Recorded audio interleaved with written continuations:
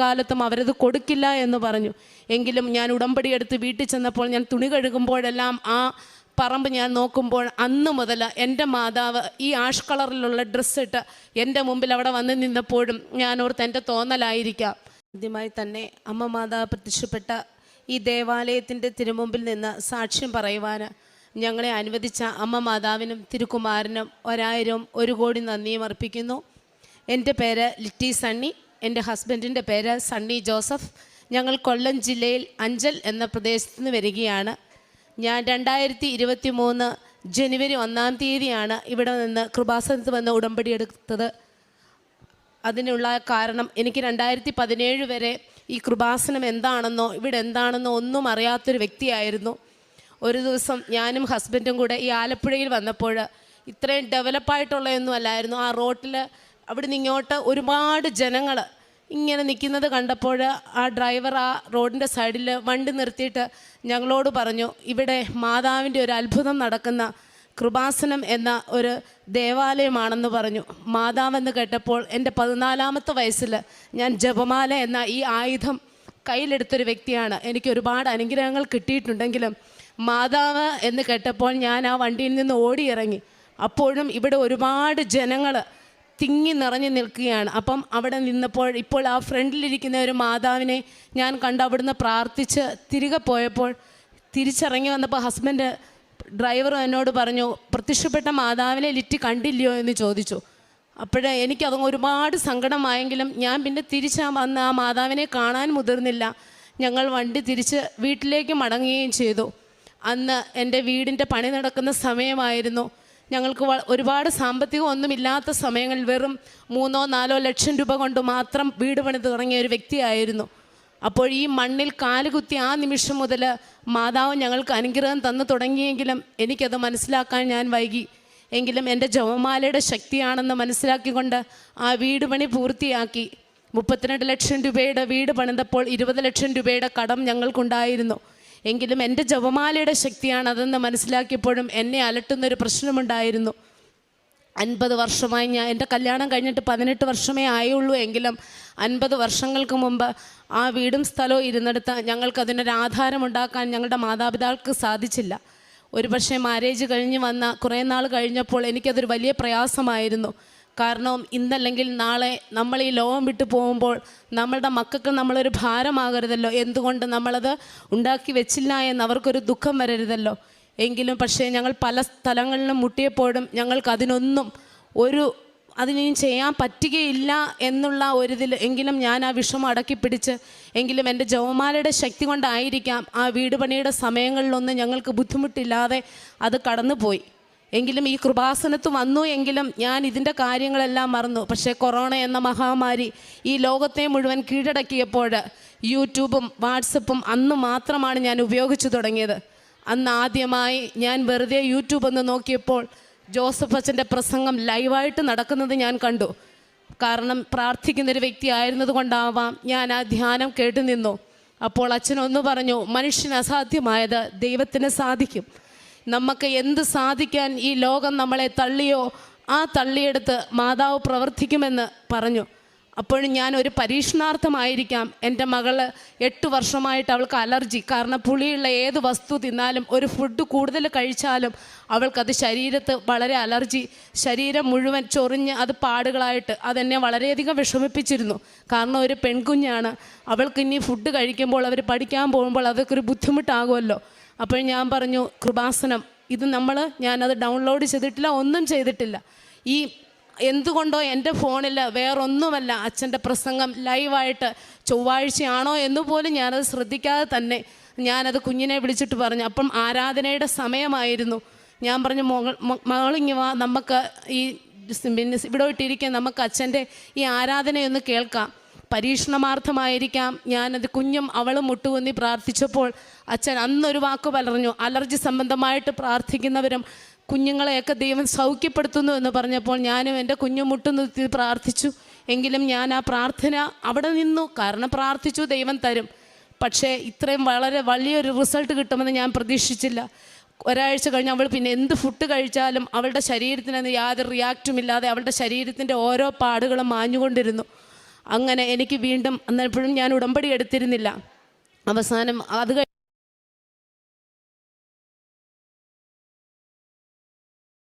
എപ്പോഴോ ഞാനൊരു ഷെയർ മാർക്കറ്റിൽ പൈസ ഇട്ടത് മെച്ചുറായി എന്ന് എനിക്കൊരു വിളി വന്നു.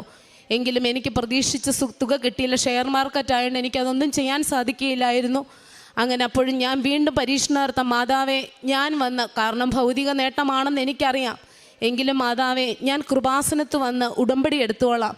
ഞാൻ പ്രതീക്ഷിക്കുന്ന ഒരു പൈസ എനിക്കതിൽ നിന്നും എങ്ങനെങ്കിലും കിട്ടുമായിരുന്നെങ്കിൽ, കാരണം ഷെയർ മാർക്കറ്റ് ഏത് സമയം പൊങ്ങുവാനോ അത് താഴുവാനോ ഉള്ള സാധ്യതയുണ്ട്. ഞാൻ വെറുതെ പ്രാർത്ഥിച്ചു, മാതാവിനെ പരീക്ഷിച്ചു എന്ന് തന്നെ പറയാം. കാരണം പ്രാർത്ഥനയിൽ അത്രയും ശക്തമുള്ളൊരു വ്യക്തിയാണെങ്കിലും കൃപാസനത്തിൻ്റെ ശക്തി എനിക്കറിയില്ലായിരുന്നു. ഒരുപക്ഷെ ഞാനത് പ്രാർത്ഥിച്ചു കഴിഞ്ഞ് 3-ൻ്റെ അന്ന് ഞാൻ പ്രതീക്ഷിച്ചതിൻ്റെ അപ്പുറം ഒരു ലോട്ടറി അടിക്കുന്നത് പോലെ ഇത്രത്തോളം തുക നിനക്ക് ഉയർന്നു എന്നൊരു ഫോൺ വിളി വന്നപ്പോൾ എൻ്റെ വിശ്വാസം, കാരണം ഈ ആൾത്താരയിൽ ഇവിടെ നിന്ന് ഈ സാക്ഷ്യം പറയുവാൻ എൻ്റെ മാതാവ് എന്നെ അനുവദിക്കുന്നു എന്ന് മനസ്സിലാക്കിക്കൊണ്ടായിരിക്കാം ഞാനിവിടെ ഓടിയെത്തി. ഓടി വന്നപ്പോൾ ഞാൻ ഒറ്റയ്ക്ക് മാത്രമല്ല, എനിക്കറിയാവുന്ന ആൾക്കാരെയെല്ലാം ഒരു വാടക വണ്ടിയിൽ ഞങ്ങൾ വാടകയ്ക്കെടുത്ത് ഇവിടെ വന്ന് ഉടമ്പടി എടുത്തപ്പോൾ എനിക്ക് നിമിഷ നേരങ്ങൾ കൊണ്ട് എൻ്റെ ആഗ്രഹങ്ങൾ, എന്നെ വേദനിപ്പിച്ച 50 വർഷമായിട്ടുള്ള, അതിനു മുമ്പ് തന്നെ ഈ ഉടമ്പടിക്ക് മുമ്പ് തന്നെ ഞാൻ വേറൊരു സാക്ഷ്യം കേൾക്കാനിടയായി. 25 വർഷമായിട്ട് ആധാരമില്ലാതിരുന്ന ഒരു ഭവനത്തിന് ആധാരം ഇവിടെ നിന്ന് അമ്മ മാതാവ് ഉടമ്പടി എടുത്തപ്പോൾ തിരുക്കുമാരൻ വഴി സാധിച്ചു എന്ന്. അപ്പോൾ ഞാൻ എൻ്റെ ഹസ്ബൻഡിനോട് പറഞ്ഞു, ഞാനും പോകുക, ഒരുപക്ഷെ നമുക്കും ഇതൊന്ന് സാധിച്ചേക്കാം. അപ്പോഴും സാധിച്ചേക്കാമെന്നേ പറഞ്ഞുള്ളൂ. ഇവിടെ വന്നതിന് ശേഷം, കാരണം അതിനി ഒരിക്കലും സാധിക്കുകയില്ല എന്നും നമ്മുടെ വീടിൻ്റെ തൊട്ടുപറയിൽ കുറച്ച് വസ്തു കിടപ്പുണ്ട്, അവരൊരിക്കലും അത് കൊടുക്കില്ല. കാരണം അത് കൊടുത്തു കഴിഞ്ഞാൽ അതിൻ്റെ ഒരു ഭാഗം നമുക്ക് കിട്ടുകയാണെങ്കിൽ നമുക്ക് പ്രമാണം ഉണ്ടാക്കാമെന്ന് ഞങ്ങൾ അന്വേഷിച്ചപ്പോൾ അറിഞ്ഞു. പക്ഷേ ഒരു കാലത്തും അവരത് കൊടുക്കില്ല എന്ന് പറഞ്ഞു. എങ്കിലും ഞാൻ ഉടമ്പടി എടുത്ത് വീട്ടിൽ ചെന്നപ്പോൾ ഞാൻ തുണി കഴുകുമ്പോഴെല്ലാം ആ പറമ്പ് ഞാൻ നോക്കുമ്പോൾ അന്ന് മുതൽ എൻ്റെ മാതാവ് ഈ ആഷ് കളറിലുള്ള ഡ്രസ്സിട്ട് എൻ്റെ മുമ്പിൽ അവിടെ വന്ന് നിന്നപ്പോഴും ഞാനോർത്ത് എൻ്റെ തോന്നലായിരിക്കാം. അങ്ങനെ 2ാമത്തെ കഴിഞ്ഞ് 3ാമത്തെ ഉടമ്പടി പുതുക്കി ഞാൻ വീട്ടിൽ ചെന്നപ്പോൾ അവരെന്നോട് പറഞ്ഞു, ഞങ്ങൾ ആ സ്ഥലം മുഴുവൻ കൊടുക്കുകയാണ്, നിങ്ങൾക്ക് മുഴുവൻ വാങ്ങിക്കാമെങ്കിൽ ഞങ്ങളത് നിങ്ങൾക്ക് തരാം. പക്ഷേ അത്രത്തോളം 10-20 ലക്ഷം രൂപ മുടക്കാനുള്ള സാമ്പത്തിക സ്ഥിതി ഞങ്ങൾക്കില്ലായിരുന്നു. എങ്കിലും ഞാൻ പ്രാർത്ഥിച്ചില്ല, പ്രാർത്ഥന കൈവിട്ടില്ല. കാരണം എൻ്റെ മാതാവ് എനിക്ക് സാധിച്ചു തരും. കാരണം എനിക്കവിടെ ഒരു ഭവനം പണിയാൻ പറ്റി. 20 ലക്ഷം രൂപയുടെ കടമുണ്ടായിരുന്നപ്പോൾ എൻ്റെ അമ്മ മാതാവ് ഉടമ്പടിയിലൂടെ എനിക്കത് മാറ്റി തന്നു എങ്കിൽ ഒരിക്കലും ഞങ്ങളെ ആരും അവിടെ നിന്ന് ഇറക്കി വിടുകയില്ല എന്ന് ഉത്തമ ബോധ്യത്തോടെ തന്നെ ഞാൻ മുന്നോട്ട് പോയി. എങ്കിലും 4ാമത്തെ ഉടമ്പടി പുതുക്കി കഴിഞ്ഞപ്പോൾ തിരിച്ച് വീട്ടിൽ ചെന്നപ്പോൾ ആ മനുഷ്യൻ ഓടി വന്ന് എന്നോട് പറഞ്ഞു, നിങ്ങൾക്ക് ആവശ്യമുള്ളതിൻ്റെ അത്രയും സ്ഥലം എഴുതിയെടുത്തതിന് ശേഷം മാത്രമേ ഇനി എത്ര ലക്ഷം രൂപയാണെങ്കിൽ ഞങ്ങളത് മറ്റുള്ളവർക്ക് കൊടുക്കുകയുള്ളൂ എന്ന്. കാരണം അമ്മയ്ക്കും 1000 നന്ദി ഈ അവസരത്തിൽ ഞങ്ങൾ അർപ്പിക്കുന്നു. ഇന്നലെ സമയം ഞങ്ങളുടെ ആധാരത്തിൻ്റെ രജിസ്റ്റർ എല്ലാം പൂർത്തിയായി. ഓടി ഞങ്ങൾ ഇവിടെ നന്ദി പറയാൻ വന്നു. ഇതാണ് എൻ്റെ 1ാമത്തെ സാക്ഷ്യം. കാരണം മനുഷ്യന് അസാധ്യമായത് ദൈവത്തിന് സാധിക്കും എന്ന ജോസഫ് അച്ഛൻ്റെ ധ്യാനപ്രസംഗം അന്ന് ഈ പ്രവർത്തനത്തിലൂടെ എനിക്ക് വയ്ക്കുവാൻ സാധിച്ചു.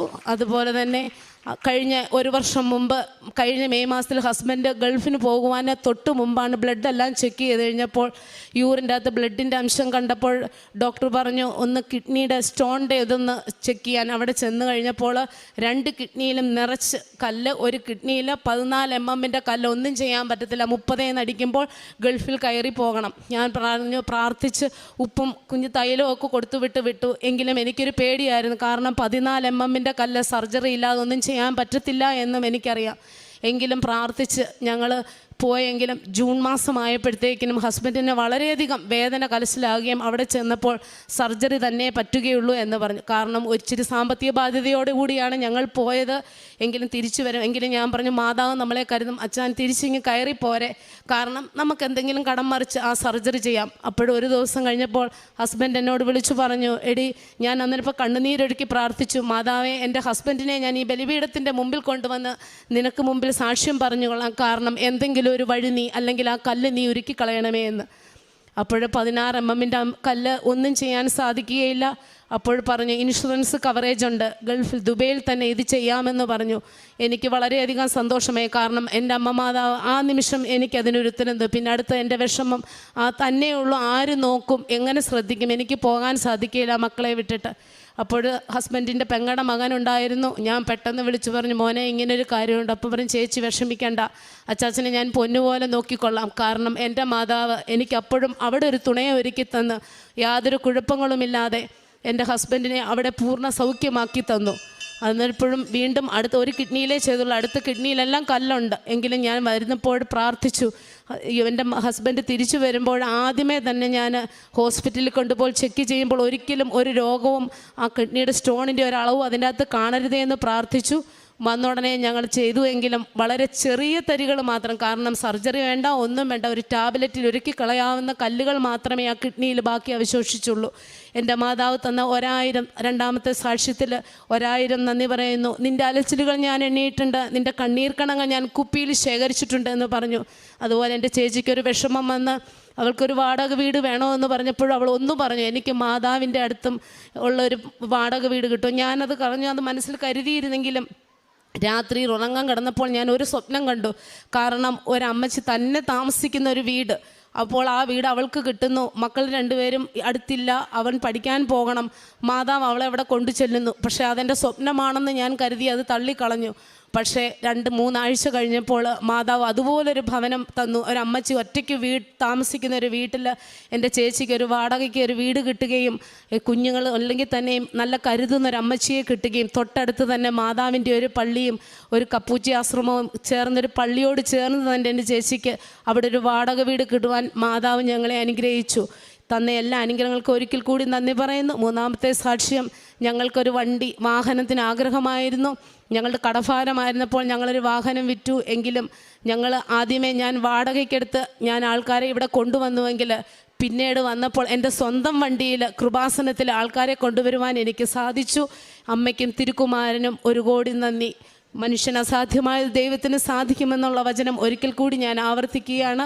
അതുപോലെ തന്നെ പ്രേക്ഷിത പ്രവർത്തനമായിട്ട് ഇവിടെ തരുന്ന പത്രമൊക്കെയും വളരെ സന്തോഷത്തോടെ തന്നെ ബുധനാഴ്ച ഒരു മാതാവിൻ്റെ പള്ളിയിൽ പോകുമ്പോൾ എനിക്കൊരു ചമ്മലോ നാണക്കേടോ ഇല്ല. ആരാധന കഴിയുമ്പോൾ ഞാൻ അവിടെ നിന്ന് എല്ലാവർക്കും ക്യൂവിൽ നിന്ന് അത് കൊടുക്കും, ആരും നിന്ദിക്കുകയില്ല. അത് 2, ഞങ്ങളുടെ പള്ളിയിൽ ഒരുപാട് പേര് ഉടമ്പടി എടുത്തിട്ടുണ്ട്. ഒരുപക്ഷെ അവർക്ക് ഒറ്റയ്ക്ക് സാമ്പത്തികമായിട്ട് ഒരാളെ സഹായിക്കാൻ ആയതുകൊണ്ട് ഞങ്ങൾ കാഴ്ചയർപ്പണം, അച്ഛനോട് പറഞ്ഞൊരു കാഴ്ചയർപ്പണമൊക്കെ വെച്ച് അമ്മ വീടെന്ന് പറഞ്ഞ് 10-80 അമ്മമാർ താമസിക്കുന്ന ഒരു അനാഥാലയത്തിൽ ഞങ്ങൾ ബസ് വിളിച്ച് ഒരുമിച്ച് ഒരു നേതൃത്വത്തോടെ എനിക്ക് കൊണ്ടുവരുവാൻ സാധിച്ചു. അവർക്ക് ഇഷ്ടം പോലെ ഡ്രസ്സുകളും ഫുഡുകളുമൊക്കെ, അത് പഴയതോ ഒന്നുമല്ല, പുതിയത് തന്നെ. അപ്പോഴെനിക്ക് മനസ്സിലായി, കാരണം തുറവിയുള്ളൊരു മനസ്സ് കൊടുക്കുവാൻ കൃപാസനം എന്ന ഇതിലൂടെ അമ്മ മാതാവിന് സാധിച്ചു. കാരണം ഒരു വചനം കേട്ട് നമ്മൾ വീട്ടിൽ ചെന്ന് വെറുതെ ഇരിക്കുന്നതല്ല സാക്ഷ്യം, വെറുതെ ഇരിക്കുന്നതല്ല നമ്മുടെ പ്രാർത്ഥന. കാരണം തുറവിയുള്ള ഒരു മനസ്സോടുകൂടി മറ്റുള്ളവരെ സഹായിക്കാൻ ഈ ഉടമ്പടിയിലൂടെ ഇന്ന് നമ്മൾക്ക് ഓരോരുത്തർക്കും സാധിക്കും. നമ്മുടെ മുമ്പിൽ ഇന്ന് കണ്ണുനീരൊഴുക്കി വേദനിച്ചു വരുന്നവരുടെ മുമ്പിൽ ഒരിക്കലും നമുക്ക് കാരണം കണ്ണടയ്ക്കാൻ സാധിക്കില്ല. എന്തുകൊണ്ട്? നമ്മൾ ഇന്ന് ഉടമ്പടിയിൽ ജീവിക്കുന്ന ഒരു മനുഷ്യരാണ്. ഞങ്ങൾ സമാനത്തിന് വേണ്ടി ഈ ഭൂമിയിൽ നിന്ന് പോകുന്നിടത്തോളം കാലം ഈ ഉടമ്പടിയിൽ തന്നെ ജീവിക്കുമെന്ന് ഉറച്ചു വിശ്വസിക്കുന്നു.